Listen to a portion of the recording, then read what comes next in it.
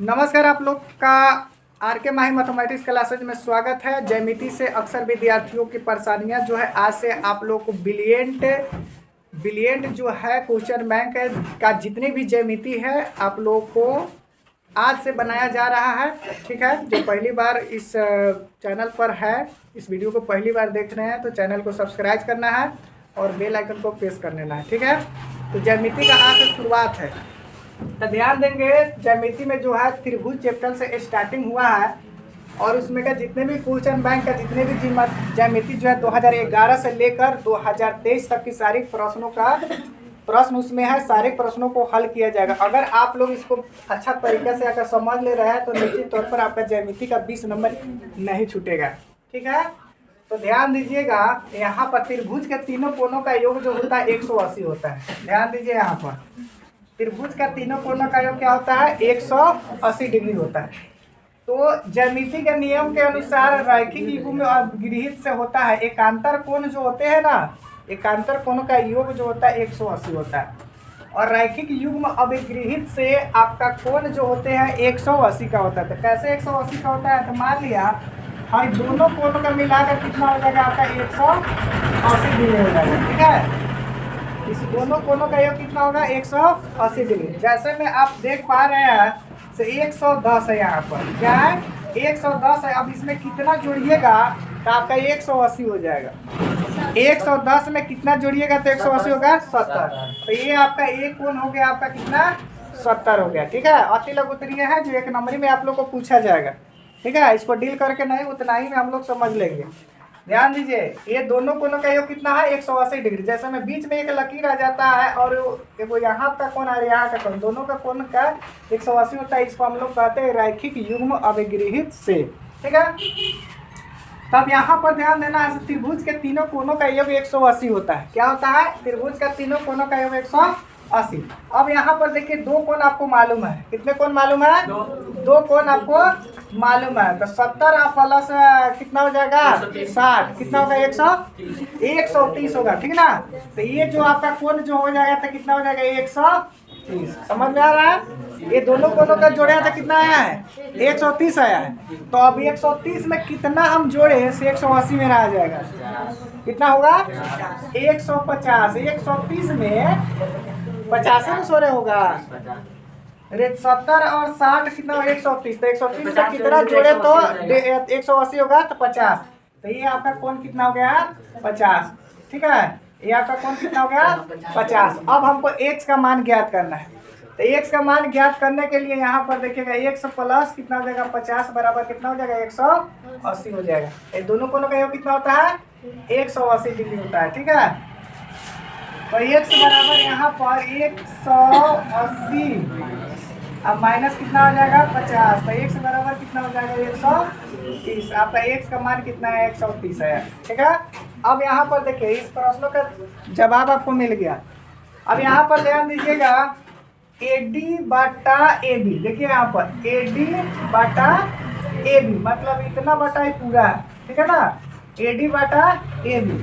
यहाँ पर भी देखिए AE बटा क्या हो सकता है AC। तो ये आपका आंसर हो जाएगा AC। आपका दूसरा सवाल का भी जवाब मिल गया। अब यहाँ पर देखिए दो त्रिभुजों में संगत कोण भुजाएं एक ही अनुपात में हो तो दोनों त्रिभुज क्या होंगे, क्या कहलाएंगे समरूप कहलाएंगे। क्या कहलाएंगे समरूप त्रिभुज कहलाएगा। ठीक ना, अब समझ गए होंगे। जब ध्यान दीजिएगा समरूप त्रिभुज तभी हो सकता है जब उसकी संगत कोण और भुजा क्या होनी चाहिए समानुपाती होगा, तभी जाके यह समरूप त्रिभुज कहलाएगा। ठीक है,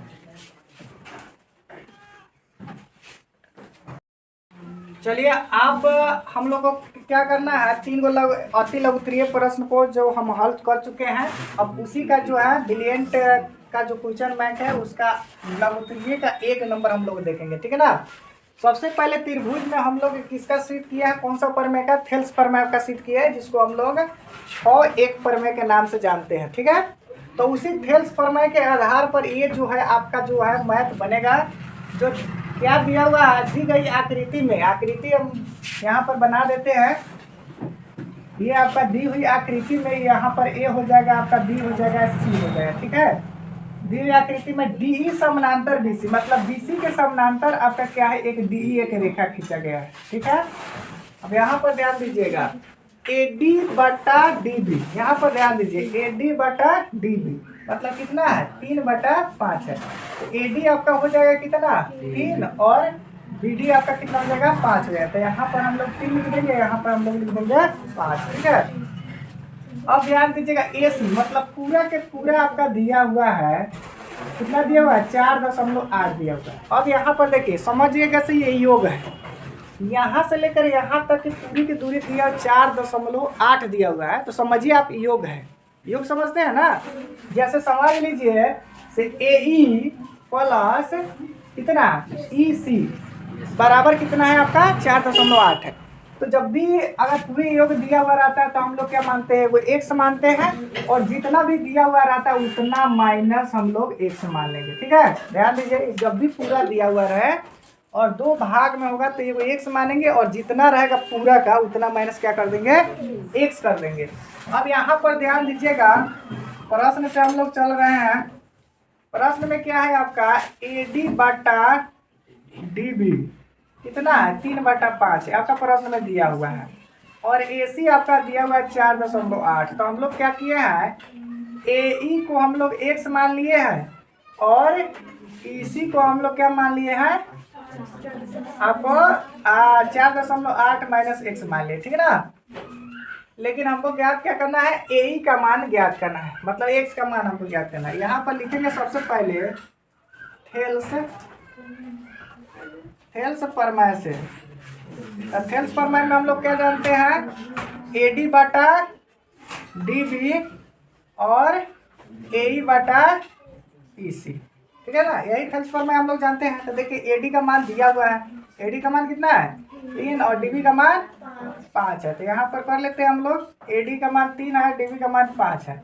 अब देखिए AE का मान कितना माने हम लोग, x, यहाँ पर भी आपका आकृति में दिया हुआ है तो यहाँ पर x हो गया, और EC का मान आपका दिया हुआ है कितना, 4.8 माइनस x। अब इसको हम लोग क्या करेंगे, क्रॉस मल्टीप्लाई गुना करेंगे, मतलब पीछे हम लोग क्या कर देंगे, गुना कर लेते हैं।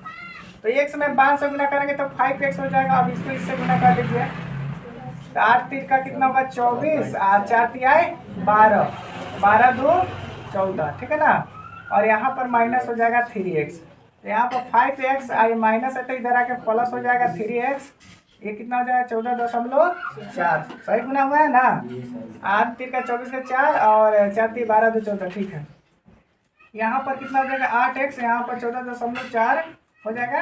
ठीक है, अभी क्या है आपका गुना है तो भाग लग जाएगा ना, 14.4/8 हो जाएगा। इसको हम लोग कटा दीजिए, कितना हो जाएगा 1.8। x बराबर आपका 1.8 हो जाता है। तो x हम माने किसको है, AE को माने हैं, किसको माने हैं, AE को। तो AE का मान आपका 1.8 आ गया। ठीक है, तो आप लोग बहुत अच्छा तरीके से समझ रहे हैं इस बात को। अब इसको स्क्रीनशॉट कर लीजिए आप लोग, ठीक है, और नहीं तो फिर दिक्कत होगा तो आप लोग क्या कीजिएगा, फिर से वीडियो का आप लोग रीड कीजिएगा, अब फिर देखिएगा, निश्चित तौर पर आप लोग को काफ़ी समझ में आएगा। ठीक है ना।